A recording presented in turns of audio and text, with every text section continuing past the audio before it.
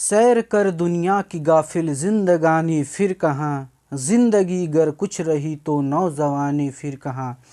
नमस्कार दोस्तों, आप सभी का स्वागत है आपके अपने YouTube channel study with Chandra में। दोस्तों डीएलएड थर्ड सेमेस्टर के अंतर्गत आज हम जानेंगे भारत के एक महान उन्नायक और यात्रा वृत्तांत के महान सम्राट राहुल सांकृत्यायन के जीवन परिचय के बारे में। तो आइए दोस्तों, अब हम जानते हैं राहुल सांकृत्यायन के जीवन परिचय के बारे में। सबसे पहले हम जानेंगे राहुल सांकृत्यायन का जन्म कहाँ हुआ था, जन्म स्थान कहाँ है, इनकी माता पिता का नाम, रचनाएं इत्यादि बातों को हम इस वीडियो में जानेंगे। तो सबसे पहले जानते हैं राहुल सांकृत्यायन के जन्म के बारे में।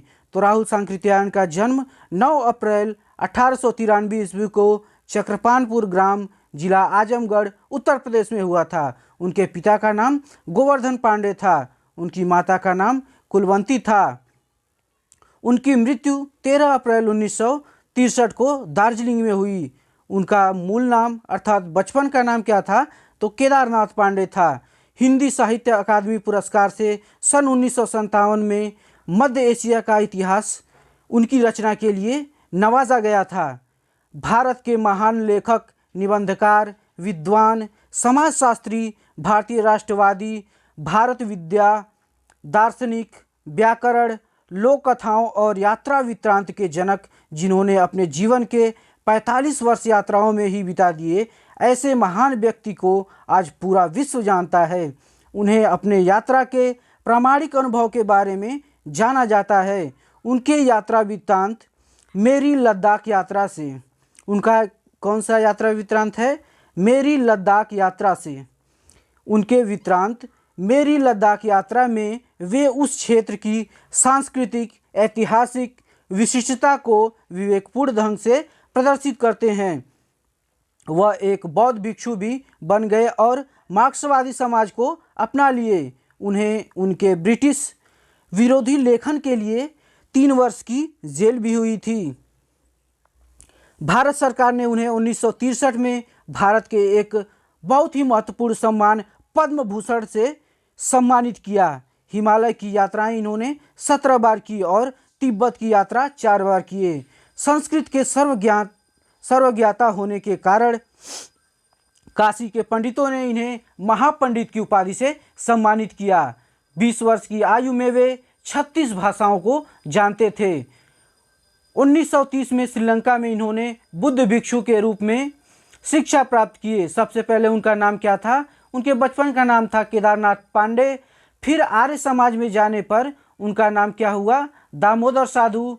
फिर बौद्ध धर्म में जाने पर उनका नाम राहुल सांकृत्यायन हुआ। सांकृत्य जो है उनके गोत्र का नाम था और राहुल बौद्ध धर्म में जाने पर नाम पड़ा, तो दोनों को मिलाकर राहुल सांकृत्यायन नाम इनका हो गया। इनके बचपन का नाम अर्थात मूल नाम क्या था, तो केदारनाथ पांडे था।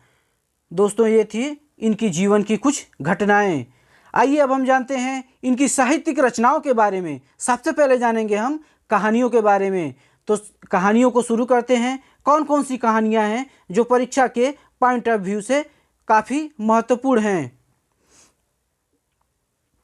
तो सबसे पहली कहानी है सतमी के बच्चे, वोल्गा से गंगा। वोल्गा से गंगा जो इनकी रचना है, यह 20 कहानियों का संग्रह है। वोल्गा से गंगा 20 कहानियों का संग्रह है। वोल्गा से गंगा बहुत ही महत्वपूर्ण रचना है, जो कि पिछली बार शायद यूपी SSSC के एग्ज़ाम में पूछा था। बहुरंगी मधुपुरी, कनैला की कथा, कनैला की कथा और वोल्गा से गंगा आप लोग जरूर याद रखिएगा। इनके कुछ प्रमुख उपन्यास भी हैं। कौन सा है उपन्यास, 22वीं सदी, जीने के लिए, जय योद्धेय, मधुर स्वप्न, विस्मृति यात्री। आत्मकथा भी है इनकी एक, मेरी जीवन यात्रा। मेरी जीवन यात्रा बहुत ही महत्वपूर्ण इनकी आत्मकथा है। यात्रा वृत्तांत के लिए ये जाने जाते थे। इन्होंने बहुत से यात्रा वृत्तांत लिखे, जिनमें से जो महत्वपूर्ण लगा उसको संकलित किया गया है। सबसे पहला इनका यात्रा वृत्तांत है रूस में 25 मार्च को। रूस में 25 मार्च, मेरी तिब्बत यात्रा। तिब्बत में 1.25 वर्ष, मेरी लद्दाख यात्रा। किन्नर देश की ओर, यात्रा के पन्ने। इन्होंने कौन कौन सी यात्रा वृत्तांत लिखे? तो रूस में 25 मार्च मेरी तिब्बत यात्रा, तिब्बत में 1.25 वर्ष मेरी लद्दाख यात्रा, किन्नर देश की ओर यात्रा के पन्ने। इन्होंने कुछ महत्वपूर्ण जीवनियाँ भी लिखी। बचपन की स्मृतियाँ, अतीत से वर्तमान, कार्ल मार्क्स की जीवनी लिखी, लेनिन की जीवनी लिखी इन्होंने, माओ त्से तुंग की जीवनी लिखी। अपने सभी यात्राओं का वर्णन घुमक्कड़ शास्त्र, इनका एक बहुत ही महत्वपूर्ण रचना है घुमक्कड़ शास्त्र। घुमक्कड़ शास्त्र में सभी यात्राओं का विवरण इनका मिलता है। और इन्होंने घुमक्कड़ शास्त्र में लिखा है, कमर बांध लो भावी घुमक्कड़ों, संसार तुम्हारे स्वागत के लिए बेकरार है।